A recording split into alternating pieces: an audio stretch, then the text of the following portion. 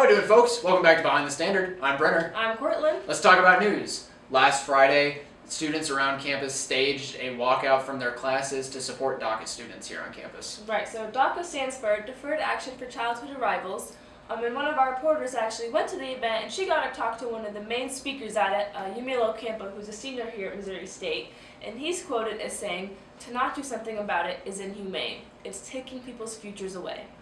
A very powerful quote from a very powerful speech that Ocampo delivered that day along with his fellow protesters. Along with that, Ocampo is in fact a DACA recipient himself. He arrived in America from Mexico when he was 10 years old, so he definitely understands how important the benefits that DACA gives to these students are to their recipients. Absolutely. And also, just before 9:30 Wednesday night, according to the Associated Press, President Donald Trump and Senate Democrats struck a deal to protect the almost 800,000 people affected by DACA.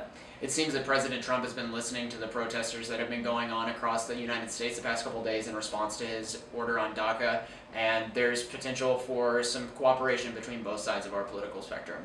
Moving on to our next story, a rape was reported on September 1st at Blair Shannon House. Right, so it was reported around noon that day, but allegedly happened between 1 and 2 in the morning.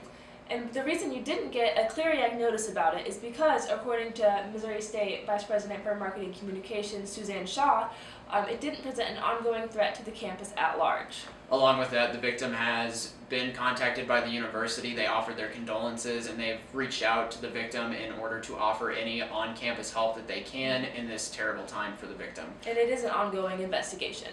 Moving on to our next story, it's Public Affairs Week. Right, so in case you've missed it, it's Public Affairs Week and there's events going on all over campus. We have guest speakers, we have organizations on campus hosting their own beneficial panels. The theme this year actually is Sustainability in Practice, Consensus and Consequences. Right, and so we have a couple reporters going to almost every event this week, so be sure you look for that in Tuesday's paper. Absolutely. Our final story of the week was the 9/11 quilt that remained up in Placer Student Union for years, was finally removed and archived in the library.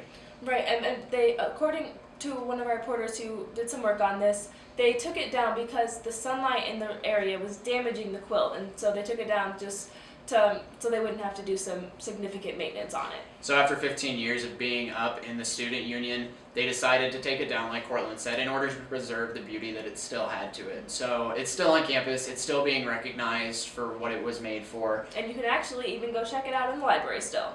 So it's still on display here on campus. That's everything we had this week. I'm Brenner. I'm Cortlynn. Thanks for tuning in, and we'll see you next week.